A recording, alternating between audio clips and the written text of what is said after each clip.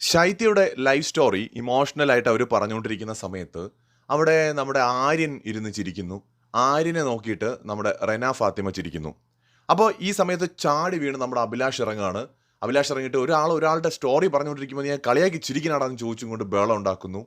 ഞാൻ ചിരിച്ചിട്ടില്ല എന്ന് പറഞ്ഞിട്ട് റെന ഫാത്തിമ പൊട്ടിത്തെറിക്കുന്നു. അഭിലാഷ് കട്ടയ്ക്ക് തന്നെ നിൽക്കുന്നു. ആര്യൻ തൻ്റെ ചെരുപ്പൂരി അവിടേക്ക് ഒറ്റ എറിയുന്നു. 1 മണിക്കൂർ മുമ്പ് വന്നിട്ടുള്ള ഒരു പ്രൊമോയാണ്. ശരിക്കും ഇതിൽ നടക്കുന്ന സംഭവങ്ങൾ ഇതുവരെ നമ്മുടെ ലൈവിൽ നടന്നിട്ടില്ല. ഞാൻ ഇതുവരെ അത് ലൈവിൽ കണ്ടിട്ടില്ല. അപ്പോൾ ഈവനിങ്ങിൽ നടക്കുന്ന ഒരു സംഭവമായിട്ടാണ് മനസ്സിലാക്കുന്നത്. ഇവിടെ ഞാൻ 2 രീതിയിലും പറയാം, 2 വശവും പറയാം. ഒന്ന്, ചിലപ്പോൾ ആ ഒരു ടാസ്കിൻ്റെ ഇടയിൽ അറിയാതെ വേറെ എന്തെങ്കിലും കാര്യം പറഞ്ഞ് ചിരിച്ചതായിരിക്കാം. ഈ ടാസ്ക് നടക്കുന്ന സമയത്ത് ഒരാൾ അവരുടെ ലൈഫ് സ്റ്റോറി പറയുന്ന സമയത്ത് ഇപ്പോൾ എല്ലാവരും അതിൽ നോക്കി അങ്ങനെ ഇമോഷണലായിട്ട് അഭിനയിച്ച് തകർത്തിരിക്കണമെന്ന് നിർബന്ധമൊന്നുമില്ല. കാരണം ഓരോരുത്തരുടെയും ലൈഫ് സ്റ്റോറി അവരവരുടെ എക്സ്പീരിയൻസ് ആണ്, അവരവരുടെ അനുഭവങ്ങളാണ്.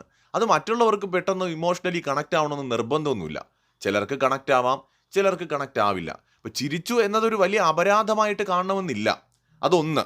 ഇനി ഇതിൻ്റെ രണ്ടാമത്തെ വശമെന്ന് പറയുന്നത്, ഇത് പറയുന്ന സമയത്ത് ആ കുട്ടിയെ കൂടി പരിഹസിക്കുന്ന തരത്തിൽ ഒരു റെസ്പെക്റ്റ് ഇല്ലാതെ പെരുമാറിയിട്ടുണ്ടാവണം, അല്ലെങ്കിൽ ആ ഒരു വേദിയെ റെസ്പെക്റ്റ് ചെയ്യാതെ പെരുമാറിയിട്ടുണ്ടാവണം. ഇപ്പം അറിയാതെ ഒന്ന് ചിരിച്ചു പോകുന്നത് ഒരു പ്രശ്നമൊന്നുമല്ല.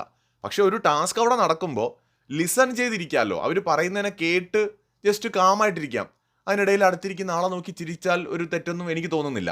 പക്ഷേ ടാസ്ക് നടക്കുമ്പോൾ അതിനെ ഡിസ്റെസ്പെക്റ്റ് ചെയ്തുകൊണ്ട് കളിചിരികളുമായിട്ട് അതിൽ മൈൻഡ് ചെയ്യാതെ വേറൊരു യൂണിവേഴ്സിൽ ഇരിക്കുകയാണെങ്കിൽ അഭിലാഷ് പറഞ്ഞതുപോലെ അതൊരു വളരെ മോശം പ്രവൃത്തിയാണ്.